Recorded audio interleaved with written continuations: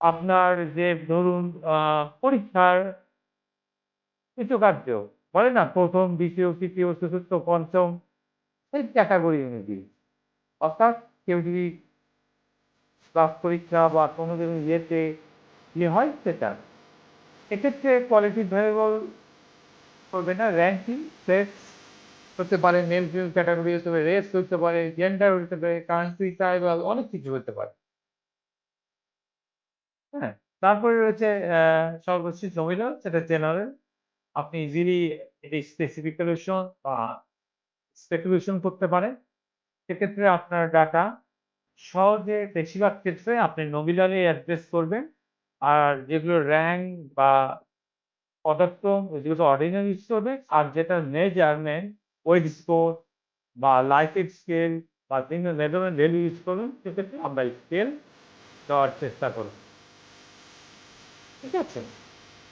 এরপরে আমরা যদি দেখি যে আমার ইন্টারভিউ আইডি আমরা নমিনাল রাখলাম যেহেতু এটা সংখ্যাতাত্ত্বিক। আমরা যেহেতু ১ম ঘর ফিল আপ করলাম এরপরে আমরা দিচ্ছি নেম।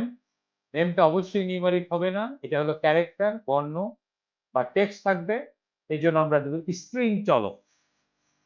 অর্থাৎ সংখ্যার ক্ষেত্রে নিউমেরিক আর ক্যারেক্টার, বর্ণ বা সেন্টেন্স মেকিং বা টেক্সট লেখার ক্ষেত্রে স্ট্রিং।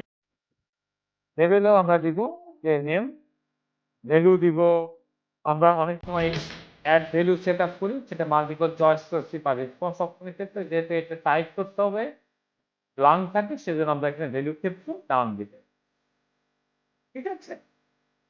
এরপরে আমরা এটাও নমিনাল রাখব নাম। তারপরে আমরা দেখতে পাচ্ছি যে জেন্ডার দিব। জেন্ডার অবশ্যই আমরা কিছু ক্যাটাগরি চিন্তা করব। সেক্ষেত্রে অবশ্যই এটাও সংখ্যাটা নিউমেরিক আমরা অ্যাড ভ্যালু সেট করব।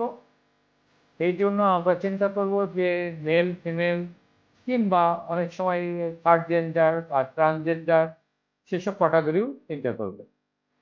আমরা দেখছি যে জেন্ডারের ক্ষেত্রে আমরা আমাদের প্রশ্নমালা অনুযায়ী যে ধরনের অপশনগুলো রয়েছে সেগুলো লিপিবদ্ধ করার চেষ্টা করব। সেক্ষেত্রে আমরা এখানে জেন্ডারটা আবার টাইপ করব। আমরা এখানে ভ্যালুটা সেট করব। দেখেন ধরেন 1 সমান আমরা মেল দিব, অ্যাড করব। 2 সমান আমরা দিব ফিমেল। এটাও অ্যাড করব। তারপরে যদি ট্রান্সজেন্ডারটা দিয়ে আমরা ওকে দিব। এরপরে আমরা এটাকে মেজার করব কিভাবে? এটাও অবশ্যই আমাকে নমিনালে চিন্তা করতে হবে। ঠিক আছে? এরপরে আমরা পরের ক্যাটাগরিতে যদি যাই, আমরা দেখব এজ অর্থাৎ বয়স।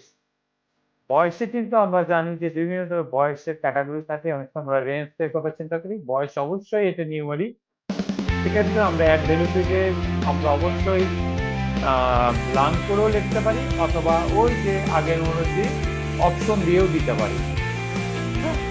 সেক্ষেত্রে আমরা বয়সটা চিন্তা করব যে এটা কি ধরনের পরিমাপক। যদি আমরা নমিনাল দিয়ে থাকি তাহলে আমরা রেঞ্জ বা ক্যাটাগরি দেব যে ১০